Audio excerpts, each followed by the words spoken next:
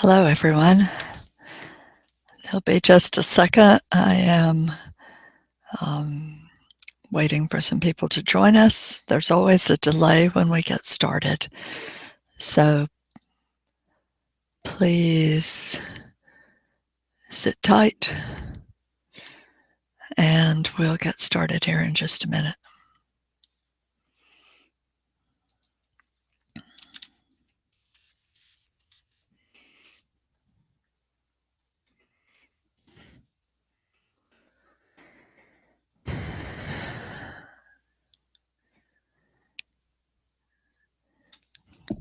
Okay, I want to welcome you to our second Hangout for our MOOC, Powerful Tools for Teaching and Learning, Web 2.0 Tools. I'm Sarah McNeil. I'm a faculty member in the College of Education at the University of Houston. This is my office. It's pretty messy this time of the semester. We are ending spring semester here in the United States, and today we had graduation for the undergraduates, the bachelor's degree students, the master's degree students, and the students that received a Doctor of Education and a PhD. So it's been a pretty big day here at the university. Tomorrow we have a large graduation ceremony and a special speaker. And so my office always looks like a thunderstorm took over here at the end of the semester. But hopefully there'll be a few days before summer semester starts and I'll be able to clean up this stack of papers back here and the rest of my desk, which looks equally bad. Welcome to our Hangout. For week 2, we're going to talk about collaboration tools tonight. And you'll notice that I'll be looking over here on the side of the screen because that's where I'm going to screen share Realtime Board with you. So let me go over just a little bit about logistics and where we are in the MOOC before I start on our collaboration featured tool for tonight. The first 3 weeks of our 5-week MOOC, we focus on 3 different types of tools. Last week, we talked about communication tools, and this week, we're talking about collaboration tools, and then next week, we're talking about creativity tools. And then in the 4th week, you'll develop an action research mini project of your very own to try in your classroom or to prepare for your classroom. Some of you will actually have an opportunity to try that tool in your real classroom, and others, because of vacation or end of the year, will have a more difficult time, so you'll have to do some thinking and planning and deciding what might your obstacles be instead of having real obstacles, but it'll all work. We have a great template for you to fill in for that, and so during week 4, you will submit that plan for your action research project. Then in week 5, you will complete a peer assessment for 3 other learners. You'll look at their action research mini project plan and give them some feedback, and you'll do a self-assessment of your own action research plan. And then we'll end by thinking about what you can do to keep on learning even after this MOOC is over. There have been some questions on our discussion forums about whether you had to use one of the tools that we recommended for your final project or another tool, and you are perfectly able to use any tool that you want that you think will work in your classroom to solve a problem that you've identified. So one of the tools that we've recommended, one of the tools you've read about in the discussion forums, perhaps posted by one of your classmates, or you may even find a different tool as you keep on learning and select it to try in your action research project. Next week, we'll have a Hangout on Thursday. We haven't decided what time because we're trying to vary the time so that more people can join us from all around the world. And so we're trying to change up those times a little bit, but we'll post those in our announcements so you'll know ahead of time.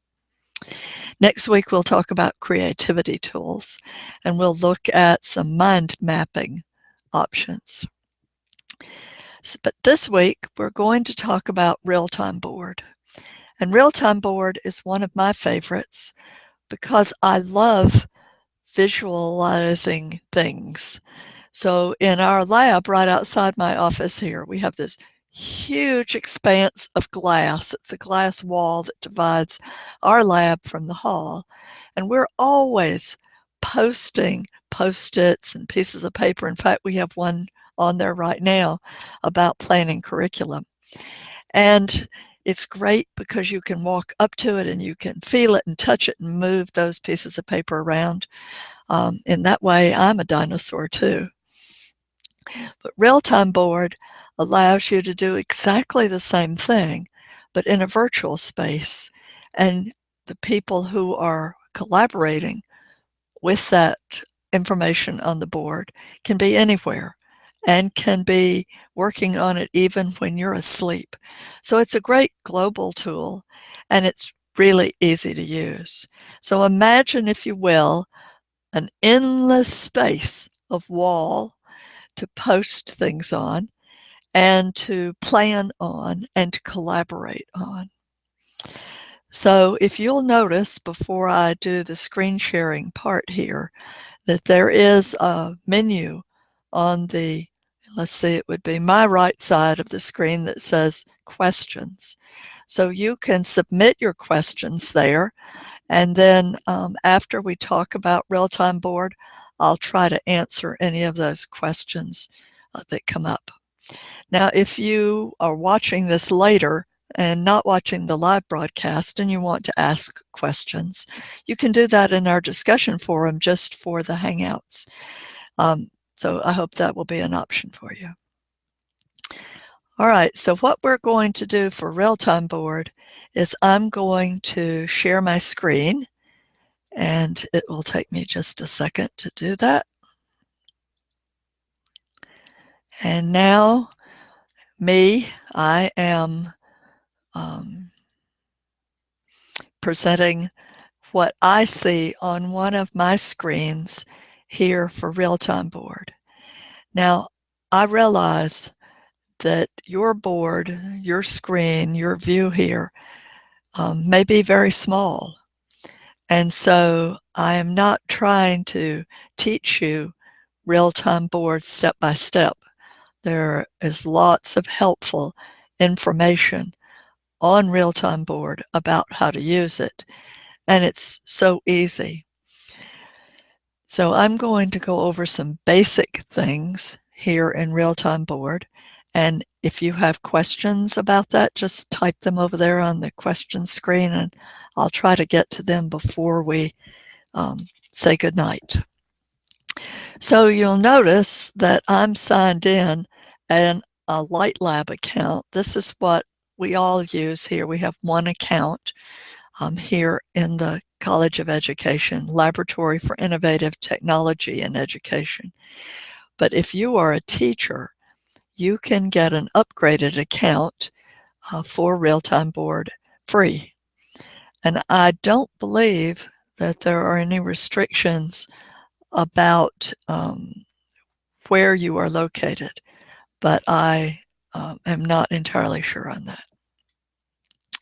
So over here on this side, you'll see there is a list view, and you can change the view here of all of your Realtime Boards to coming down in a list. You see I only have one right now. Or you can look at it on a grid view. If you had a lot of them, one way or the other might be easier for you to organize them. Instead of going to this one that I have been working on, I'm going to go and create a new board, and I'm just going to press this blue Create button. And you see a new board loads here. It's just a big blank spot, and I can edit it.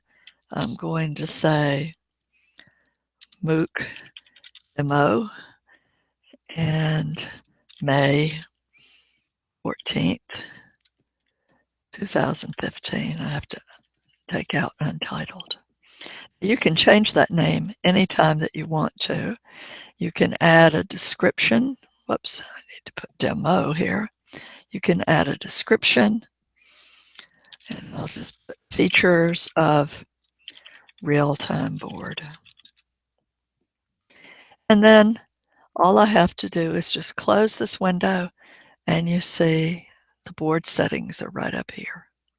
Now I can click on that anytime, and I can go back and change that. When I get ready to share it, all I have to do is just click share, and I can form a team here. I can just enter the email addresses, and then you're giving the people that you are sharing with privileges. Can they edit or can they just view it? So you control that. So let's look at some of the things that we can do on Realtime Board. If I want to create something, I can just click the text button and double click on the screen, and I can start typing.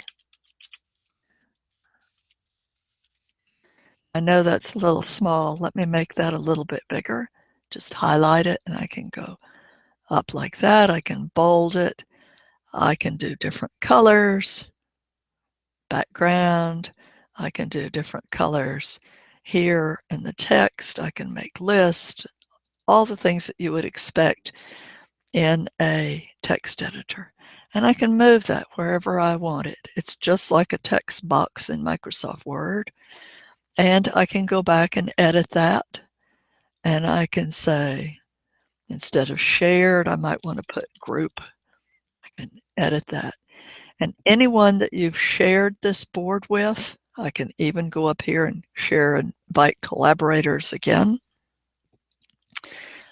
They will be able to edit if you give them edit privileges. So I can draw here with a pen. Let's imagine that we're working on a new logo for our Light Lab, and I want to sketch something out. I can take that pen and I can just doodle right here on the screen. And since our letters are L-I-T-E, L-I-T-E,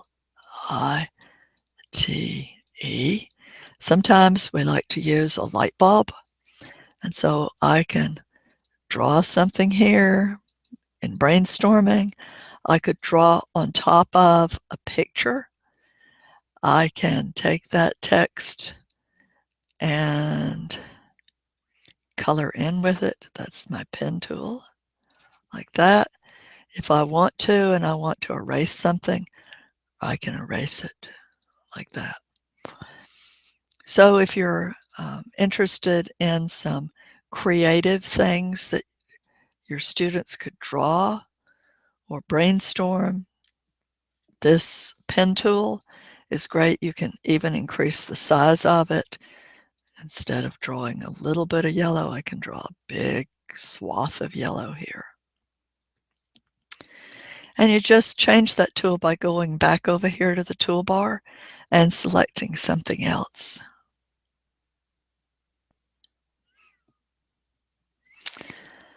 The next tool is the shape tool, and you can create rectangles and squares, circles and ovals, lines and arrows.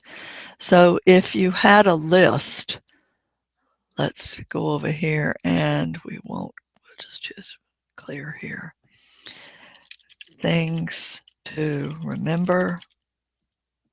It's hard to type white on white. Let's change that to blue.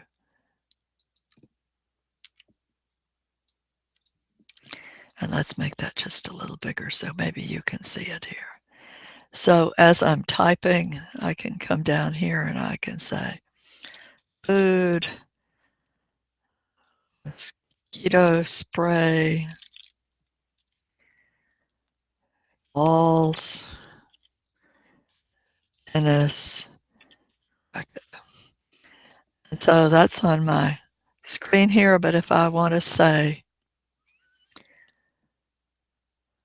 Mary, please remember that I want you to bring the food. I can double click on that, and I can choose red. Well, actually, that's pink. I can make it fat. And then I could even use my pen tool and say, whoops, that's pretty fat. Let me make that a little thinner. Or you could ask people to sign up. So Mary signed up to bring food. So it supports all kind of wonderful creative activities with just these basic drawing tools. There's also one of my favorites, a post-it note tool. And you select it here, and then you can just double click over here. I'm going to move that down here where hopefully you can see it, and then you can click on that.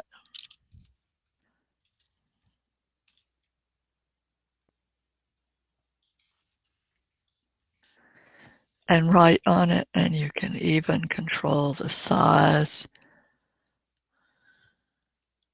of that, the text, the color. You could even lock it if you wanted to, so that if you're brainstorming ideas, people could post these in some kind of order. And of course, you can move these things around anywhere you want to. They stay together. Now, when you write like this, if they don't touch, they form two different pieces. So you'll have to watch that. The other tool that I think is very helpful is the comment tool. So if I wanted to add a comment about food, I just click after I've chosen the comment tool.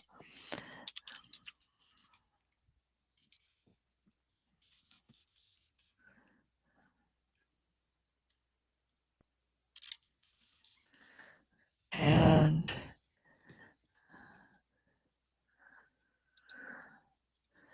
then that comment gets attached here to the food. And you see it becomes this little comment icon. When you click on it, then it opens. And you could reply to that and say, I will bring them 0. And I can put that there too. So now when I click that, remember the hot dogs and I will bring them is there. Anybody can do that that has editing privileges. Finally, you can link objects here, and you could make this object and this object together if you wanted to. You could point to the light bulb and Mary together. And this tool, which is a very handy tool, is the undo tool. Now, the other thing that I found very helpful, I'm going back home and create a clean board because I want to show you some of the templates that are available. So I'm going to create a new board, and you'll notice, let me go back to the home screen and point one thing out to you after this board loads. With a free account, you can create up to 3 boards. So I will have to delete one of these boards if I want to create a new one. But let me emphasize, you don't need to keep creating new boards because this one never ends. So if you're doing this for a class, for example, you could just keep on going. You can see I'm just pulling the board from right to left, and you can see it never ends. You can also come down here and fit the board. So if you have a lot on it, it'll make it less. It'll reduce the size of your view so that you can see it all. But one thing that I really like is the template option. And and I'm sorry, and the frames option. Let me show you a frame here. So you can keep everything together in this frame. If you have a lot that's related. It's nice to keep it in a frame because that keeps it all together as you're moving around the board. You don't really need a frame if you're just using a few of these, but if you have, say, 5 groups in your classroom and they're using one real-time board for all of the collaboration, then you would want to put each group in a frame, and that will keep them organized a little bit. Now let me go back. I'm going to delete this board.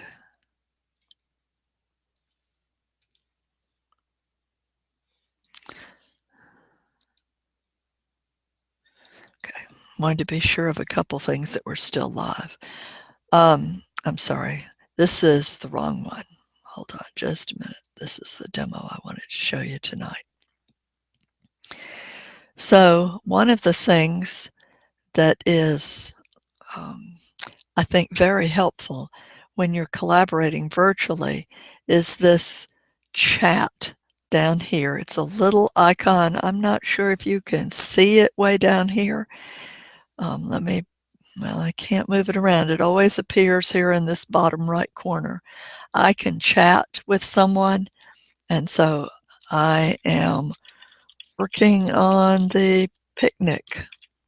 And then I can put that here, and other people that I'm collaborating with can talk to.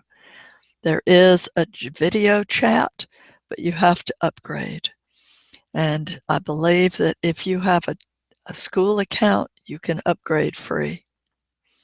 So that's a good reason if you're going to do video chat. Let's go back home and, well, let's look here just 1 second. I did not show you, I'm sorry, I forgot to show you adding files. And this is one of the great features. I always forget to share this. If you click up here on the very top of your toolbar, you can see you can upload a file here. You can upload through a URL. You can capture a web page. You can go to YouTube and put in a video from there. You can share a video from Vimeo. You can share files on your Google Drive. You can search for images on Google. So if we wanted one here about a picnic that we're planning, right here inside Realtime Board, I can find Google images. We'll just choose this one. And you see that will appear here in the middle, and I can resize it to fit. And I can do all of that without leaving Realtime Board. I can also add tables and charts if I want to add a graph here. And I can edit that. Whoops, I edited it twice, didn't I?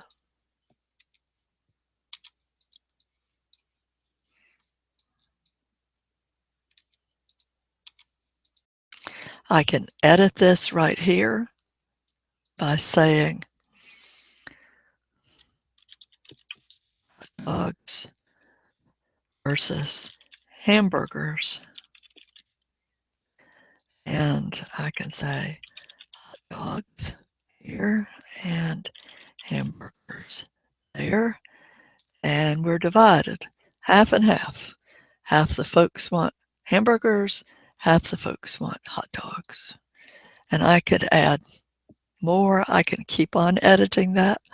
All I have to do is double click on it. I could add vegan here, and I could maybe add 10 here and reduce this to 45. So you see how easy this is. It doesn't need a third party piece of software. You can do it all here, and I can just keep going. You can see I still have lots of space here. If I go down here and I just say minus, minus, minus, you see I still have lots of space. I'm going to make this big so that you can see it here. So this part down here was what I was alluding to earlier. It's a template, and you can create. In fact, let me go to my new board that doesn't have anything on it, because templates are pretty big and you probably would not want to put a template right in the middle of everything else. So remember that I went here to the plus sign and I just clicked, and I go down here to templates, and you can see, you can see there is prototyping, a visual story map, fishbone diagram, Gantt chart, weekly planner, a Venn diagram. I mean, lots of things here. There's a mind map, random words, timeline, a project canvas. Let's look here under a weekly planner. And all I have to do is just click on it. And you see the weekly planner comes up. It's pretty big. I can make it smaller if I want to. There's a comment. Let's make it just a little bit smaller so you can see it. And you can see that make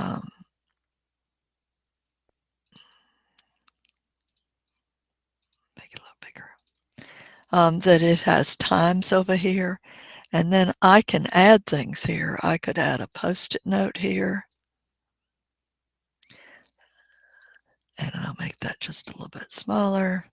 We'll get the arrow and we'll move that post-it note here. And then I can type on there, exam 1. And let me make that a little smaller. We'll fit that, and I can move. Remember, when you move though, you need the cursor. I can move that exam 1 here. I can even duplicate that. I could change this to exam 2. And you can see how easy that works. There's a comment here, so let's read it. It just is a little helper option. There's an example here of a real-time board showcase calendar. Let's click on that and we'll see what it looks like. So Realtime Board has lots of good examples, and you can see there's some under project management here, there's some under design, there's some under creativity, and there's some under education here. And you can see this is what a calendar might look like. And there is a video here about how to get started with that. So if you're on the main Realtime Board and you click examples, that's where we got to that. And you can see some of the examples that were created. Some are really, really terrific for, especially for education. There's some infographics and project canvas. So if you have a project that you're going through, here's another one. Here's an example of skeleton. There's a mind map. And you can see if you use a fishbone diagram, this would be a great one. So I hope that you have learned a lot in this little short time about Realtime Board, and that you are willing to try it and see how you could create collaborative activities in your classroom with something like this. Now, let me emphasize to you that Realtime Board is a great tool, but it's just one of a whole host of collaboration tools. And we've listed some in our Module 2 section for you to try. And your peers, your fellow learners, have listed some already in our discussion forum for this week. So remember that you have 2 main activities to complete for this week, and that is to post your self-report about your journey into tool discovery and what you've learned from others, and looking at their tool reviews, and then to complete the quiz. Then next week, we'll do exactly the same thing. We'll look at creativity tools. You'll choose a tool to review. You'll share that tool in your discussion forums. You'll reply to at least 3 of your peers after you've read their tool reviews. And then you'll take the quiz and complete your self-report. Then remember, in the 4th week, you'll actually select a tool to plan to use or to use in your classroom. So this is a very small mini research project, not anything huge. It won't take more than a day of your classroom to try it and see how it works. So you might consider using Realtime Board for a collaborative activity in your classroom.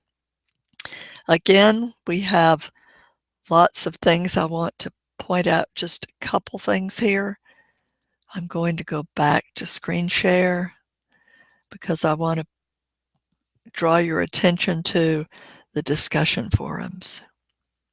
So let me switch back quickly just to point out a couple things to you. This is a view of our Coursera site.